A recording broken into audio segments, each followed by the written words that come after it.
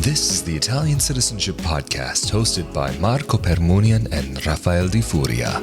Hello and welcome to another episode of the Italian Citizenship Podcast, presented by Italiancitizenship.com, of course. We are back at it again with Italian attorney Marco Permunian, and I am Rafael Di Furia. And in this episode, we wanted to talk about a new update that was previously discussed by the Italian government, but has just been put forward another step further that has to do with the way in which citizenship by descent petitions will move through the mail. So Marco, can you tell us a bit about what has been happening in Italy in the Italian government and what they have been discussing lately and what things may look like moving forward? On October the 14th of 2025, the Italian Chamber of Deputies approved a law proposal that establishes the creation of a central office in Rome within the Office of the Ministry of Foreign Affairs that, if this law is passed, will have to process all citizenship applications for citizenship by descent submitted by adults who reside outside of Italy. Now, as I mentioned a moment ago, this is a law proposal that was approved by the Chamber of Deputies and that needs to be approved by the Senate in order to become a law. So as of right now, we're talking about a law proposal that is being discussed in the Italian Parliament that is though likely to be approved at some point this year or early next year. However, it could be approved with changes. So what we are discussing today might not be the final version of the law. And of course, we will release updates as they become available. The office that might be created will basically be replacing the Italian consulates abroad in terms of processing citizenship applications for citizenship by descent. So if you are over the age of 18 and you reside abroad and you want to claim Italian citizenship jure sanguinis, if this law is approved, you will have to do so by submitting your application through the mail to this central office in Rome, which will be established inside the Office of the Ministry of Foreign Affairs. The draft, at least the version that we're seeing right now, does specifically mention that an application can only be submitted through the mail by sending all of the original documents to this central office in Rome, which means that it will not be possible to submit your application in other ways, like digitally, through email, or through other online systems that will not be put in place because they specifically want people who reside abroad to mail in the original documents that support their claim to Italian citizenship. This draft also mentions that if the application is ultimately rejected, it will be possible to obtain all the documents back from this central office as long as the costs for the return of the documents are covered by the applicant for citizenship by descent. This draft also indicates when this office will become operational, and more precisely, it has been established by this law proposal that the office in Rome will start to accept citizenship applications sent through the mail starting from January the 1st of the second year following the approval of the law itself. So say the law is passed in 2026, this office will become operational from January the 1st of 2028. If, on the other hand, this becomes a law this year, all citizenship applications presented in 2027, so starting from January the 1st of 2027, will need to be processed by the central office and no longer by the Italian consulates. The draft also establishes that between the moment in which this becomes a law and January the 1st of 2027 or 2028, so when that office in Rome will become operational, consulates can only accept a limited number of applications. And this means that while consulates will continue to accept citizenship applications during this temporary period of time, they can only accept a maximum of applications that is based on the number of applications that they were able to process on the year before. The draft also establishes a temporary period of time during which the consulates will continue to process citizenship applications.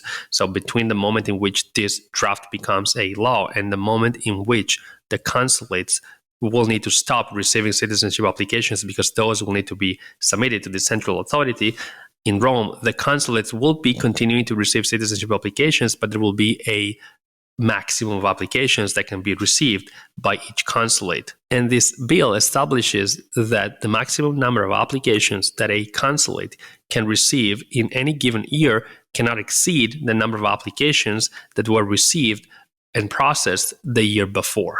However, for the low-performing consulates, meaning those consulates that have processed a very low number of applications, the minimum needs to be at least 100 applications per year.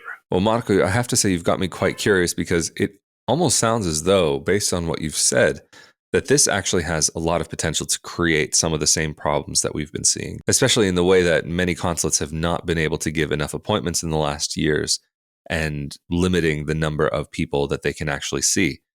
If the limits are set at what the consulate processed in the previous year, wouldn't this pretty much put things exactly where they are now, but just simply in a different office? And if that would be the case, what would be the way forward? What would things potentially look like? Would there be any way around this? Or would it be done in a similar way that it's done now, where if a consulate is unable to hear a petition, if they're unable to receive that petition, that the person would then have to go to the courts in Italy? Yeah, of course, it's obvious that this could cause problems. Setting limits to the number of people who can enforce their rights is never a good idea, and it will probably cause that more people, the ones that are unable to use the consulate, will have to petition the court to have their rights to Italian citizenship recognized in a timely manner. And then what about, you mentioned here specifically about people who are applying through the courts. Has anything changed, or would anything change within the system for those who are interested in applying or gaining recognition, petitioning for citizenship by descent in Italy? The bill that we're talking about specifically indicates that those who reside in Italy can continue to apply for citizenship by descent through their local Italian municipalities, and those who have a 1948 case will continue to have to petition the courts in Italy in order to have their cases approved. So the bill basically only indicates that those who were supposed to use an Italian consulate before will continue to have to do so in this temporary period, and then we'll have to use the central authority when this will be established. But as we just said, this could cause the problem that those that are unable to access the services of the consulate to apply for citizenship by descent will have to petition the court. And there's also a very similar problem that could come later when this central office in Rome will be established. In fact, the bill also indicates that during the first 2 years, there will be also limits to the number of applications that this office can receive. And more precisely, this office, which will be created in Rome, will be able to receive every year, again, for the first 2 years after its creation, a number of applications that cannot exceed the number of applications that were processed by the Italian consulates in the year before the enactment of this law. So another limit that could cause more people to petition the court, because again, there wouldn't be the possibility for everybody to submit their applications. There will be a limit. So there will be somebody who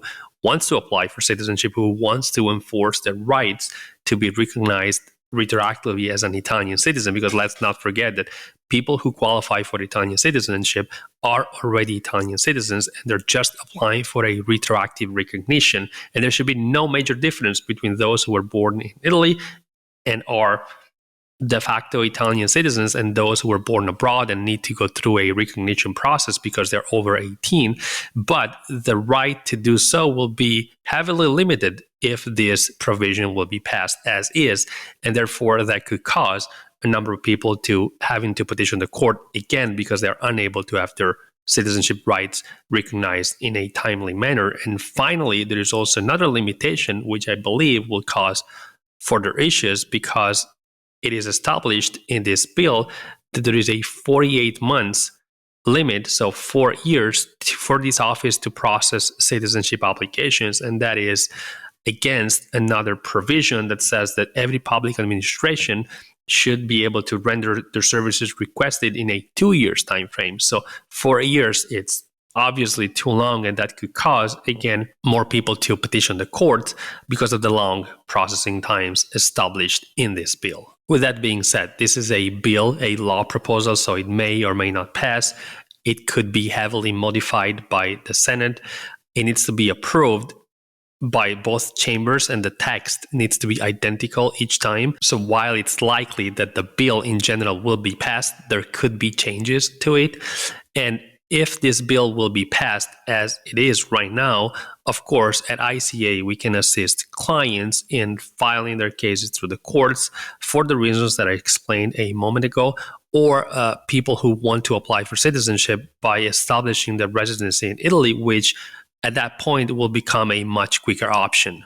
And to clarify, the process of applying for citizenship directly in Italy through an Italian municipality will stay the same, because this bill establishes clearly that what's being changed, it's only the process for those who reside abroad and needed to use an Italian consulate before. So those individuals will now need to use this central authority in Rome when this will be created and if this will be created. But those who want to relocate to Italy, so become residents of Italy, will be able to go through the process of applying for citizenship through the Italian municipality, and that process is not changing. So Marco, just for sake of clarification, and because we have spoken recently about some other news having to do with the minor age issue, does this, at this point in time, seem as though it would interact with that particular topic, or for the time being, are these very separate issues? There are two separate issues. This bill is regarding the process of applying for citizenship by descent for those who needed to apply through a consulate before, which now will probably have to refer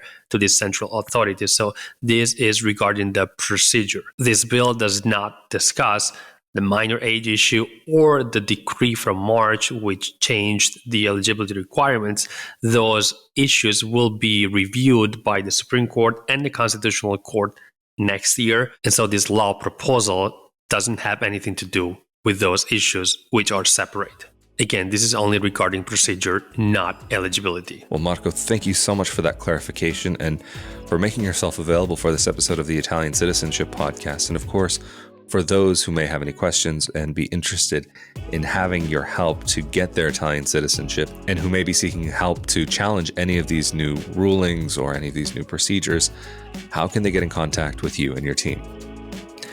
People can contact us through our website, ItalianCitizenshipassistance.com. Well, that's great. And thank you so much again, Marco, for getting into this topic. Of course, for more information like this, be sure that you are subscribed to this YouTube channel for the latest information, as well as make sure that you follow Italian Citizenship Assistance on Instagram as well as Facebook. Also, make sure that you are subscribed to the audio-only podcast. But if you are subscribed to the YouTube channel, that does mean you are also automatically subscribed to episodes of the Italian Citizenship Podcast, as well as Ask the Italian Lawyer, other projects where Marco and I go into the practicalities and realities of making Italy home. And for more about life abroad and living abroad, be sure to check out my YouTube channel, youtube.com/Rafael Di Furia, or you can search Google, YouTube, or your favorite podcasting player for Not Your Average Globetrotter. But again, we have been here with Italian attorney Marco Permunian from ItalianCitizenshipAssistance.com. And I'm Rafael Di Furia. Stay safe and healthy out there, and we'll see you all next time. Thank you. Thank you.